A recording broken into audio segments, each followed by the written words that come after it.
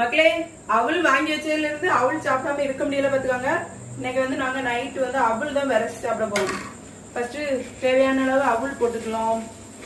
அவள் இல்ல அவள் அவள் அவளுன்னே தான் வருது பாத்தீங்களா.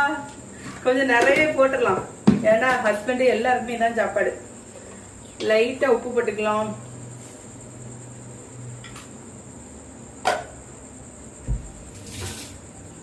கொஞ்சமா தேங்காய் சேர்த்துக்கலாம்.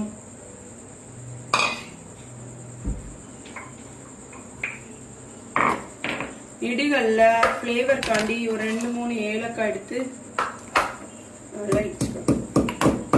ஏலக்காய் வந்து தேவைன்னா போடுங்க. என்ன நான் ஏலக்காய் போட்டிருக்கேன்.